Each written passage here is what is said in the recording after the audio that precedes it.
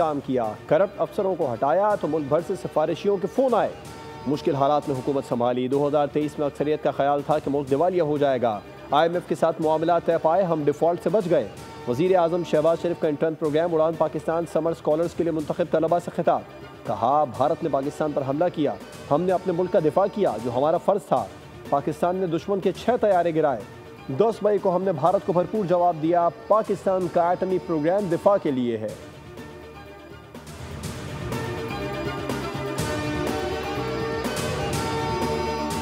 मौलाना फजलुर रहमान ने खैबर पख्तूनख्वा में तब्दीली की हिमायत कर दी। कहा, अवाम की ताईद हमारे साथ है तो किसी के बाप को हक नहीं कि हमारी हुकूमत का रास्ता रोक के दिखाए। सेनेट इलेक्शन में क्या एडजस्टमेंट हुई, कुछ नहीं कह सकता। नून लीग और PP से मुलाकातें इब्तदाई मराहिल में हैं।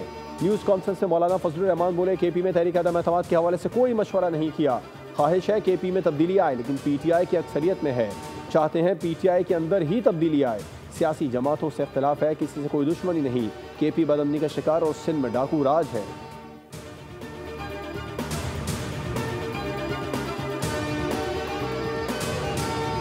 बैरिस्टर गौहर और वजीर आला अली अमीन गंडापुर की क़यादत में PTI के अरकान पार्लियामेंट का काफिला इस्लामाबाद से लाहौर पहुँच गया।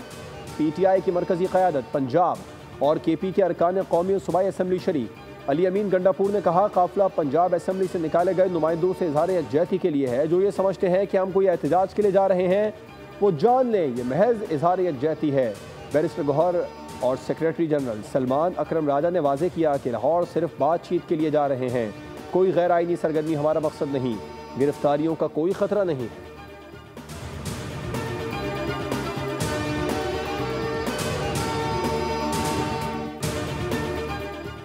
और कराची का बढ़ता दर्जा हरारत शहरियों के लिए किसी प्रेशर कुकर से कम नहीं रहा। चिलचिलाती धूप, बिजली और गैस का बहरान भी उरूज पर। सीवरेज का नाक़िस निज़ाम और जगह जगह गिलाज़त के ढेर ने शहरियों को अजियत में मुब्तला कर दिया।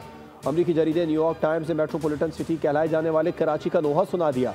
रिपोर्ट में निशानदेही की कि कराची को बदतरीन तर्ज हुक्मरानी ने बर्बाद कर दिया।